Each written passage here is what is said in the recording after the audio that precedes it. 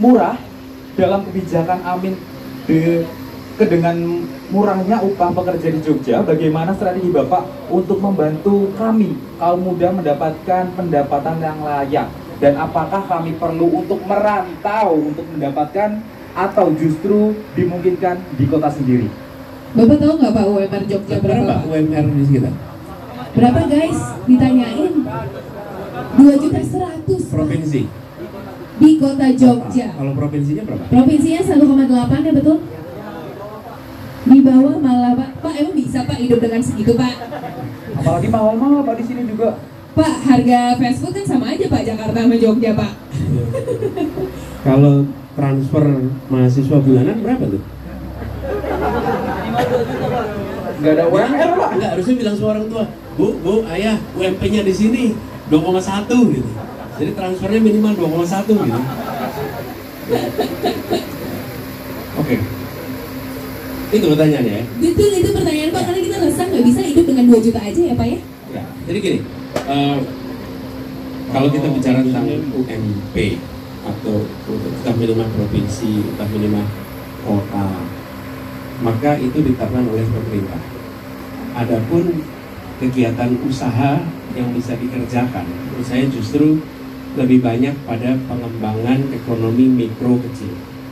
Jadi semakin banyak kita menciptakan lapangan usaha, diberi insentif. Apa bentuk insentifnya?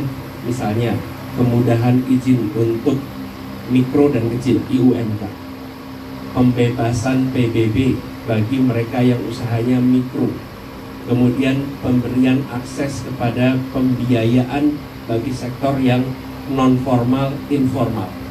Itu akan meningkatkan kesempatan usaha, sehingga penghasilan yang didapat itu bukan dengan menjual tenaganya sebagai pekerja, tapi dengan membuat kegiatan usaha.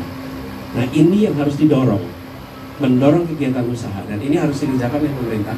Menurut saya salah satu faktor yang menyebabkan banyak sekali usaha mikro kecil tidak tumbuh, karena sektor keuangan kita hanya memberikan prioritas pada sektor formal. Sektor informal sulit dapat pinjaman, sulit dapat akses. Kalau itu ada, maka dia akan bisa berusaha, dan saya yakin pendapatannya justru lebih tinggi daripada upah minimal kota, upah minimal provinsi. Terima kasih Bapak, jadi kita disuruh untuk bikin usaha ya Pak ya? Usaha, ya. Oke deh kalau gitu. Sebenarnya ini mungkin kalau misalnya dari kasus itu sudah banyak beberapa orang yang seperti itu Pak. Udah gitu UMR kita rendah dan harga tanah kok juga tinggi banget. Kayak kita nih, aku sih sebagai Gen Z gitu ya. Justru bicara rumah ya? Boleh. Bicara tentang rumah, kebanyakan yang disiapkan oleh rumah itu ada 3 menyiapkan. Satu dari pemerintah, kemudian yang kedua adalah dari pasar, mekanisme pasar. Itu usaha properti. Nah, tapi usaha properti ini ada 3 kelompok di masyarakat. Kelompok yang penghasilannya rendah, kelompok menengah, dan kelompok atas. Nah, yang penghasilan rendah itu banyak program-program pemerintah seperti yang Perumnas, kemudian sewa rumah, itu untuk penghasilan rendah. Yang penghasilannya tinggi dapat dari mana?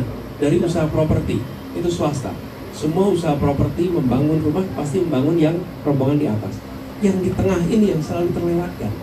Yang di tengah itu siapa? Rata-rata sarjana, baru lulus, baru kerja 5-10 tahun, tabungan belum cukup untuk masuk yang atas, tapi mengaku miskin, sudah tidak diakui lagi sebagai miskin. Nah, kelompok inilah yang menurut saya jadi prioritas untuk dibantu. Kelompok ini yang bila diberikan akses, itu sebabnya di Jakarta kemarin ada program DP 0 rupiah. Karena DP 0 rupiah itu bukan untuk menjangkau yang di bawah, bukan juga untuk menjangkau yang di atas, itu menjangkau yang di tengah. Mereka yang bisa bayar bulanan, tapi tidak bisa nabung untuk bayar DP. Begitu DP-nya dihilangkan, mereka bisa bayar bulanannya, dan akhirnya mereka bisa dapat rumah. Itu salah satu strategi.